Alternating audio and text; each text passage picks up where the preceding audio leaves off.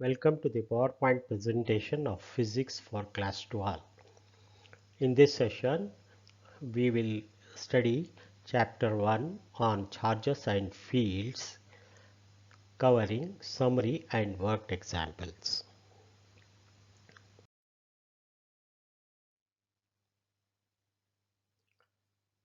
Summary. Point number 1. Electric and magnetic forces determine the properties of atom, molecules and bulk matter. Point number 2. From simple experiments on frictional electricity, one can infer that there are two types of charges in nature, positive charges and negative charges. And like charges repel and unlike charges attract. By convention, the charge on glass rod rubbed with silk is positive and that on plastic rod rubbed with fur is negative.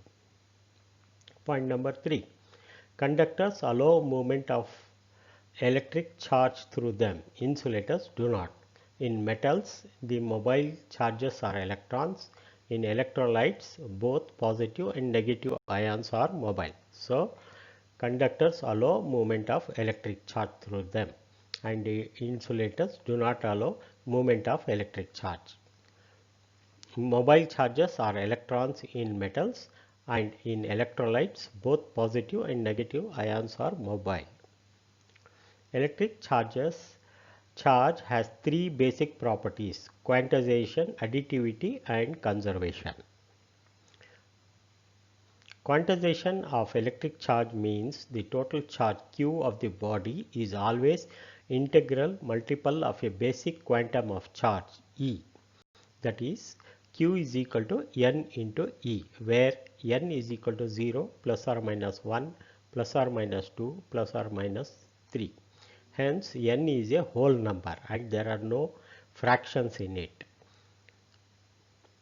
Protons and electrons have charges plus E and minus E respectively. For macroscopic charges for which N is very large number, quantization of charge can be ignored. Additivity of electric charge means the total charge of a system is algebraic sum within bracket, that is the sum taking into account proper signs of all individual charges in a system. That is, individual charges are added. Conservation of electric charge means that the total charge of an isolated system remains unchanged with time. This means when bodies are charged through friction, there is a transfer of electric charge from one body to another, but no creation or destruction of charge. That means charge can neither be created nor destroyed.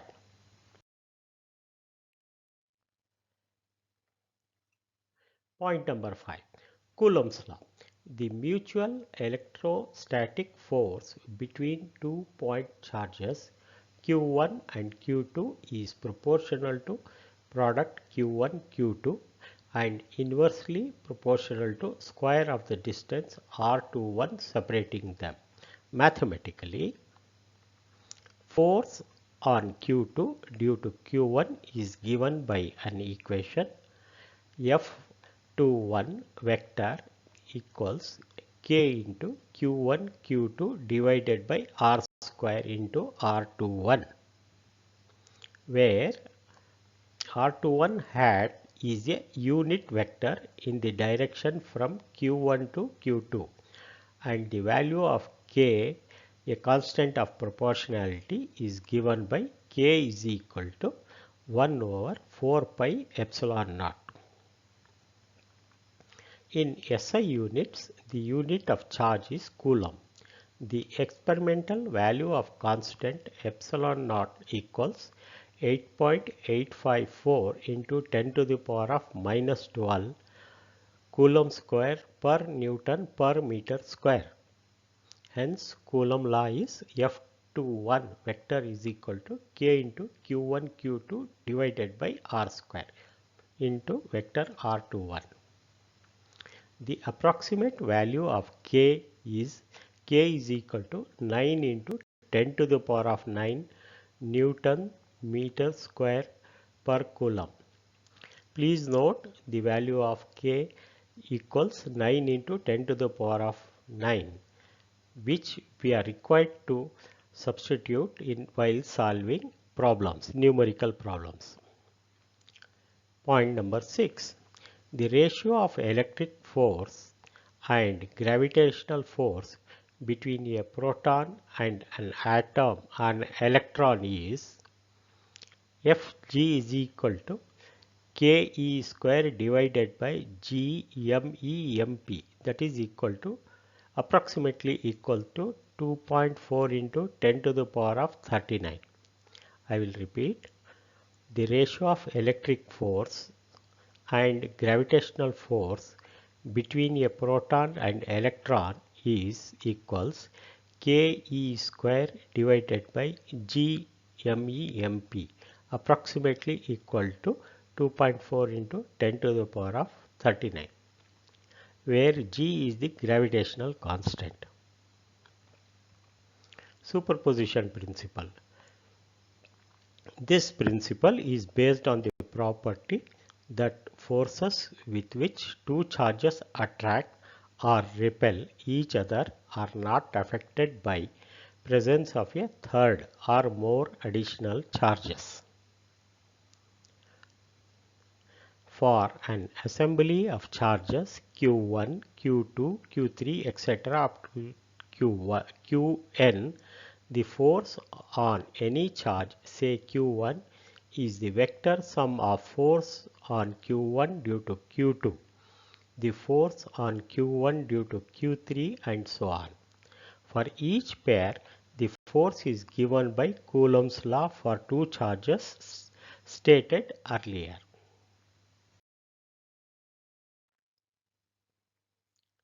Point number 8.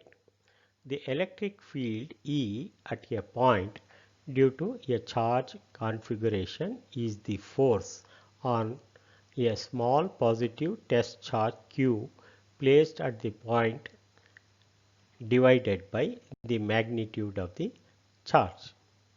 Electric field due to a point charge Q has a magnitude E. Vector E is equal to magnitude Q divided by 4 pi epsilon naught r square. It is radially outwards from Q. If Q is positive, then radially Q is positive, and radially inwards if Q is negative. Like Coulomb force, electric field also satisfies superposition principle. Please note the direction of the electric field intensity.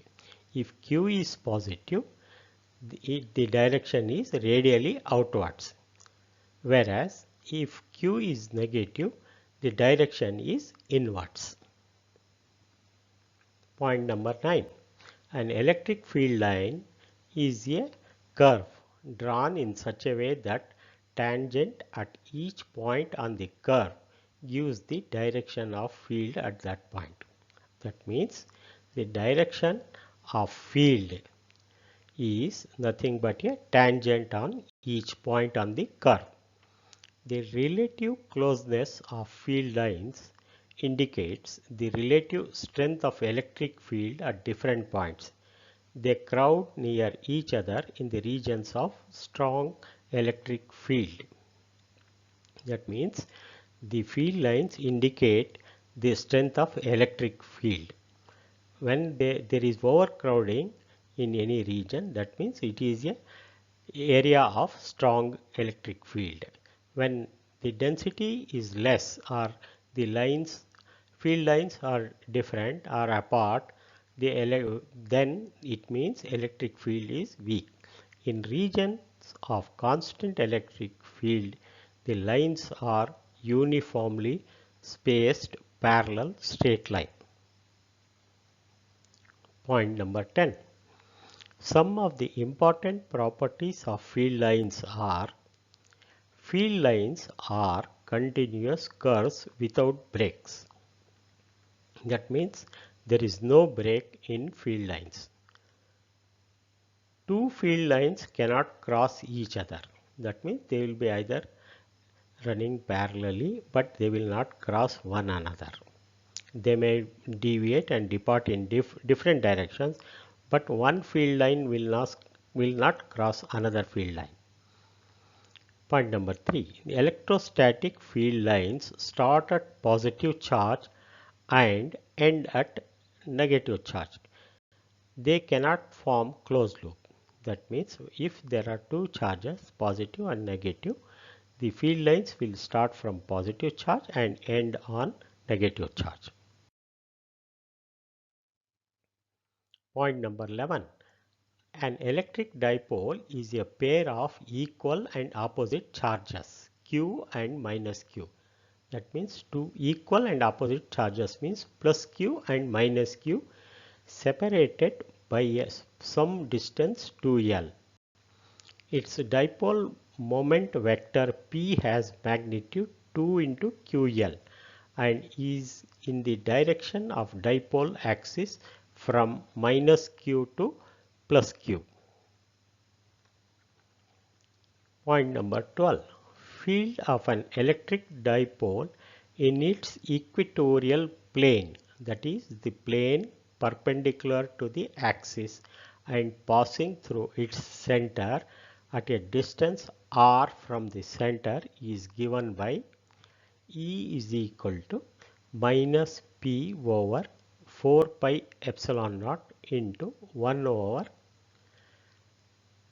within brackets a square plus r square to the power of 3 by 2, which is approximately equal to minus P divided by 4 pi epsilon naught into 1 over r cube for r greater than L, where L is the length of dipole.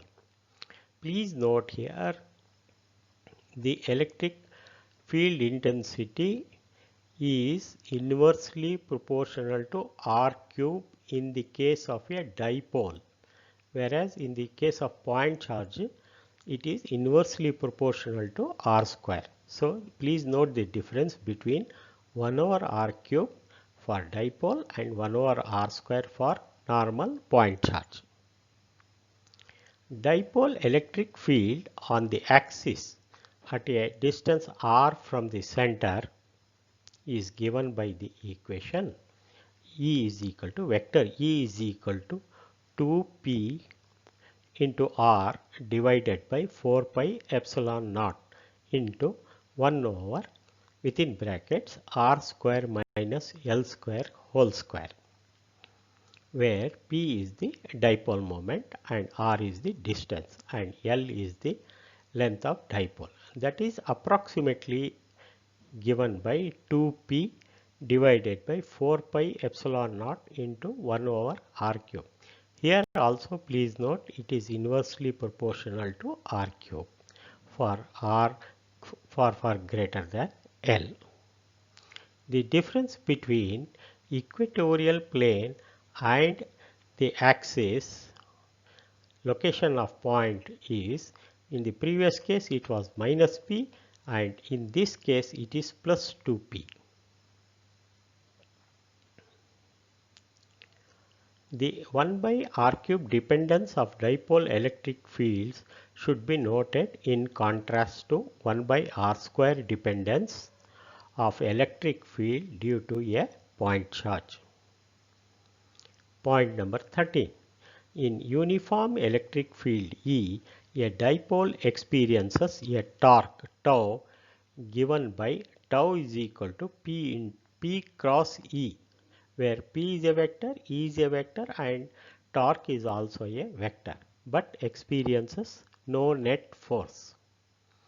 The flux d phi of electric field E through a small area element ds is given by d phi is equal to E dot ds. This is the equation for flux d phi. The vector area element ds is equal to ds dot n hat, where ds is the magnitude of area element and n hat is the normal to the area element, which can be considered planar for sufficiently small ds.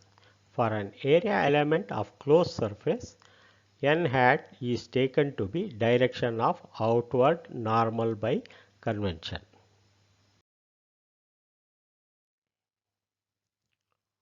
Gauss law. Point number 15 is Gauss law.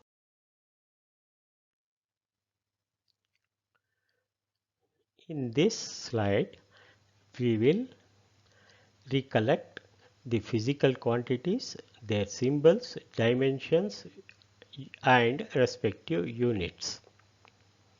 First physical quantity is vector area element delta S. It is an vector. So its dimensions are L square within brackets and unit is meter square. The equation is delta S vector is equal to delta S dot n hat, where n hat is the normal to the surface element. The next physical quantity is electric field. Its symbol is vector E. It shows that E is a vector and its dimensions are given within big bracket m l t to the power of minus 3 a to the power of minus 1. Its unit is volt per meter. The third item is electric flux. Its symbol is phi and dimensions are within big brackets m l cube t to the power of minus 3 a to the power of minus 1, close the bracket. Its unit is volt meter. Delta phi is given by the equation delta phi is equal to vector E dot vector delta S. The next physical quantity is dipole moment. Dipole moment is also a vector represented by symbol P and its dimensions are within big brackets L, T, A and the unit for dipole moment is coulomb meter. Vector is vector negative to positive. The direction is negative to positive. Then we will study about the three charge densities. First in amongst the charge density is linear charge density, whose symbol is lambda. Its dimensions are within big bracket L to the power of minus 1 TA, that is coulombs per meter, that is charge per length, charge per meter. Then we go for surface charge density. Its symbol surface charge density is sigma. Its unit is within big brackets L to the power of minus 2 TA, close the bracket. Its unit is coulomb per meter square. As compared to linear, it is coulombs per meter, whereas linear was coulombs per meter because it is charge per area. The third charge density is volume charge density. It is represented by symbol rho and its dimensions are within big brackets L to the power of minus 3 TA, close the big bracket, coulombs per meter cube, and it is charge per volume. With this we come to the conclusion of chapter number 1 on electric charges and fields. In the next few slides we will take up work examples. We have purposely selected simple problems so that the students can get a broad idea of each and every item studied in this chapter. So I request all the students to go through numerical examples as well as the theory. All the videos are available on the media and your revision of each and every item and each and every section is very important from the point of view of board examinations as well as competitive examination. Wishing all the best to you. Thank you. Work examples. Having studied the theory of charges, electric field and Gauss law, now we will see the numerical examples. Example 1. When a piece of polythene is rubbed with wool, a charge of -2 into 10 to the power of -7 coulomb is developed on polythene. What is the amount of mass transferred to the polythene? Here the charge of polythene is given as -2 into 10 to the power of -7, and we are required to find the mass of polythene transferred. Solution. We know charge Q is equal to N into E, that is number of electrons into charge of each electron.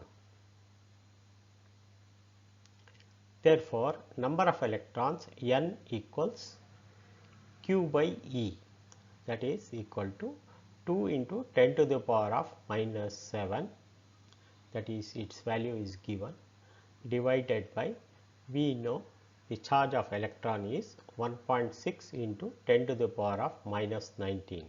Therefore, the number of electrons are calculated by using equation N is equal to Q by E, and that is equal to 2 into 10 to the power of -7 divided by 1.6 into 10 to the power of -19, that is equal to 1.25 into 10 to the power of 12. Please note that we are not using the negative sign, as we have to take the modulus of the charge. Therefore, mass of transferred electron is equal to number of electrons into mass of one electron.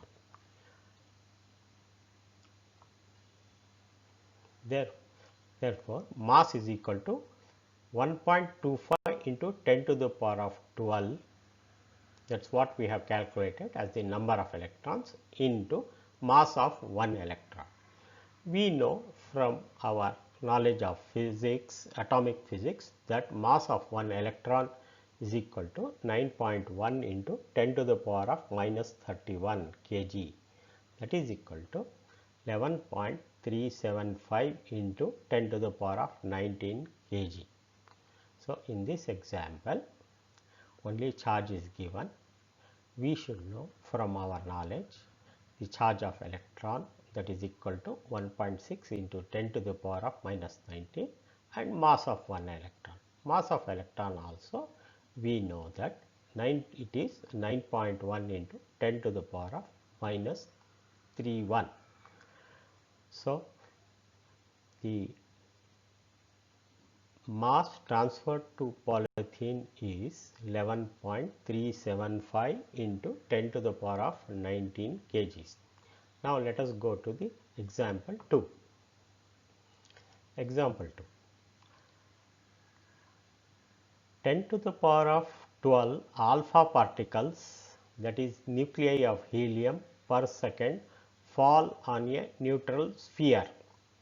Calculate time in which the sphere gets charged by 2 microfarads.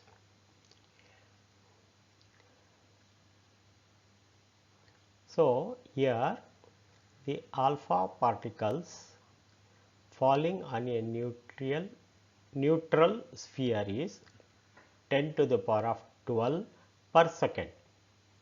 Now, we have to find, in order to charge a sphere by 2 microfarads, what should be the time taken by alpha particles?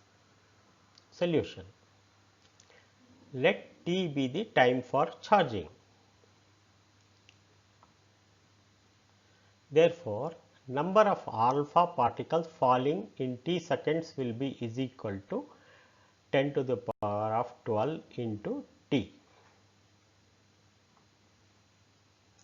but charge on alpha particles is equal to plus 2e, that is a nuclei of helium has two charges plus 2e. So, the charge incident equals 2e into 10 to the power of 12 into T.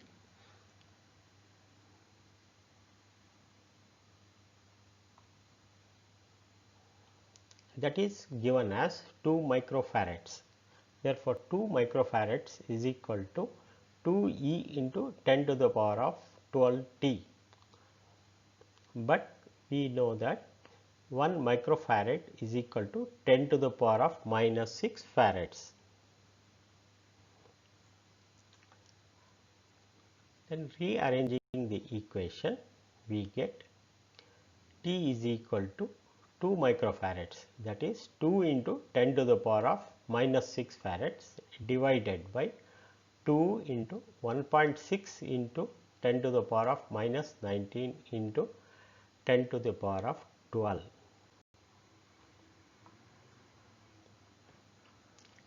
Simplifying and solving, we get T is equal to 6.25 seconds. Let us take example 3.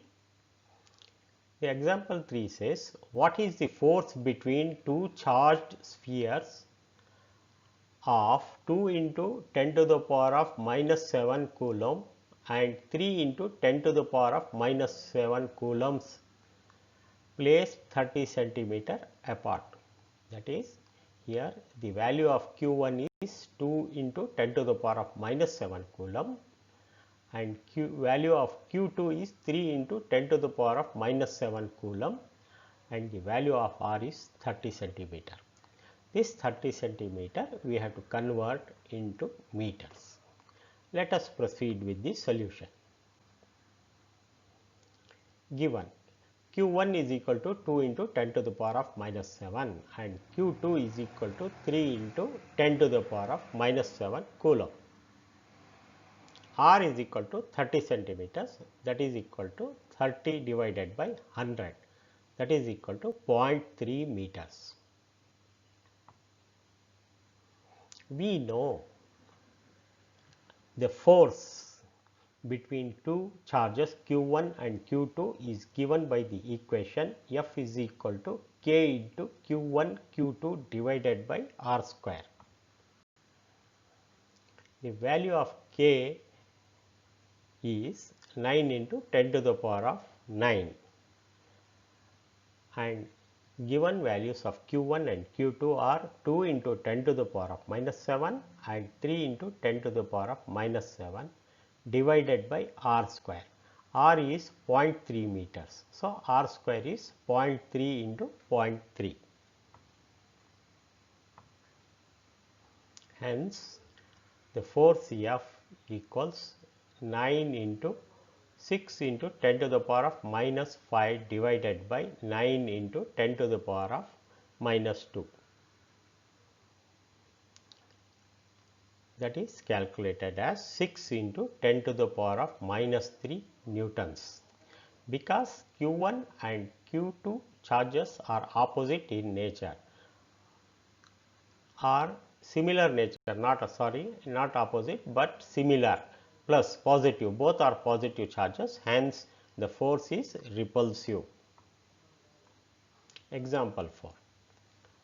Given the electrostatic force on a small sphere of charge 0.4 microcoulomb due to another charge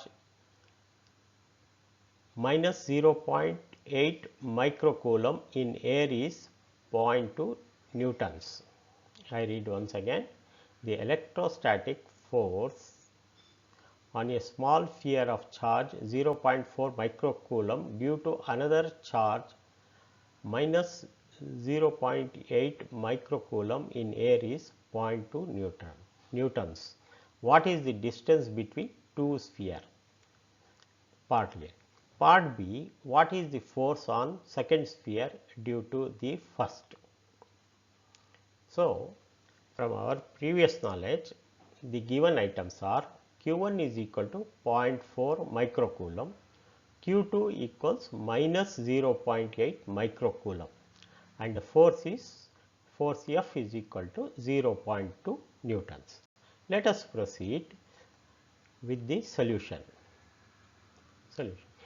Given F is equal to 0.2 newtons, Q1 is equal to 0.4 microcoulomb, Q2 equals minus 0.8 microcoulombs, and R equals what? We have to find out the distance between the two spheres.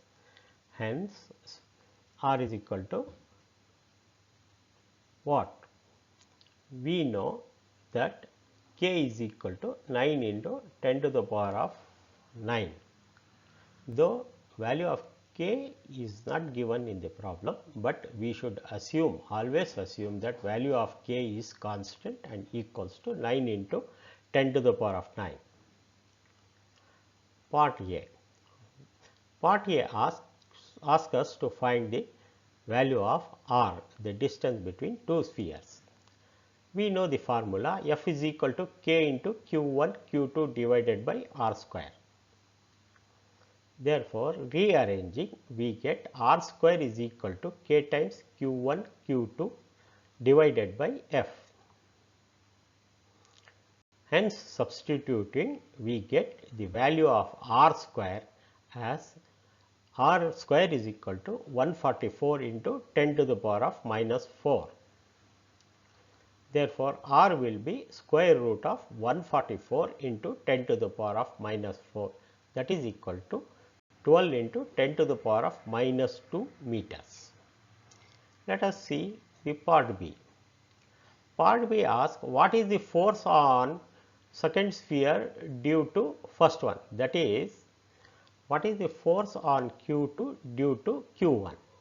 Force on the second charge due to first is same, 0.2 newtons, and the force is attractive. Force is attractive because of the opposite nature of the charges.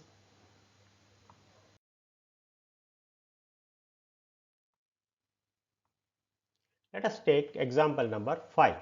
A spherical conductor of radius 12 centimeters has a charge of 1.6 into 10 to the power of minus 7 coulomb distributed uniformly on its surface. What is the electric field inside the sphere, just outside the sphere, and a point 18 centimeters from the center of the sphere? Here, conductor is a sphere of radius 12 centimeters having a charge 1.6 into 10 to the power of minus 7 coulombs distributed uniformly on its surface. We have to find three cases. One is inside the sphere and just outside the sphere and at a point 18 centimeters away from the center of the sphere. Solution. Given Q is equal to 1.6 into 10 to the power of minus 7 coulomb. R is equal to 12 centimeters, that is equal to 0.12 meters. Part A. Inside the sphere, E is equal to 0 because the charge resides on the outer sphere. Hence, the answer to the part A is E equal to 0. The next part is we have to find just outside the sphere, that is substituting R is equal to 12 centimeters or 0.12 meters. So, E is given by K into Q divided by R square, that is equal to 9 into 10 to the power of 9 into 1.6 into 10 to the power of minus 7 divided by 0.12 square or 0.12 into 0.12. The answer is 10 to the power of 5 Newton per coulomb. Part C. Part C asks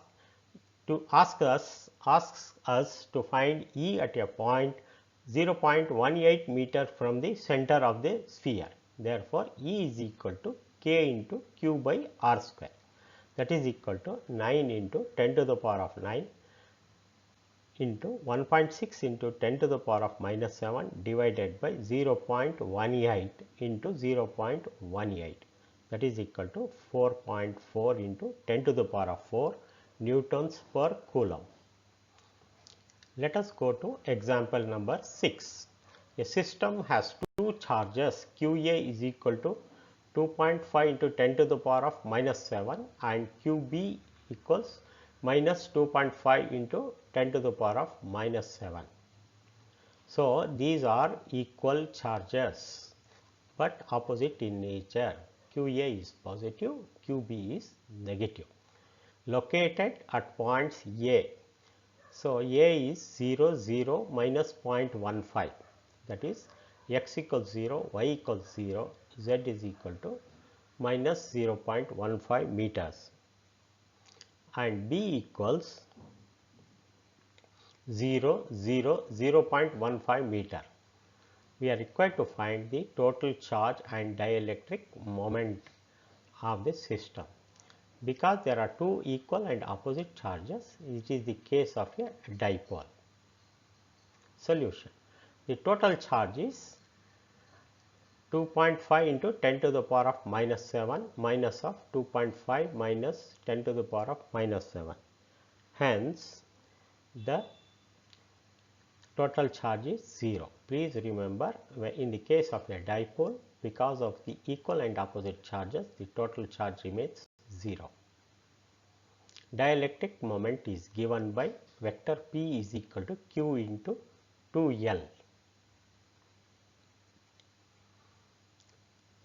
So, dielectric moment P equals 2.5 into 10 to the power of minus 7, 2 into 0.15 meter, that is equal to 0.75 into 10 to the power of minus 7 coulomb meter. Direction of dipole moment is B to A, negative to positive.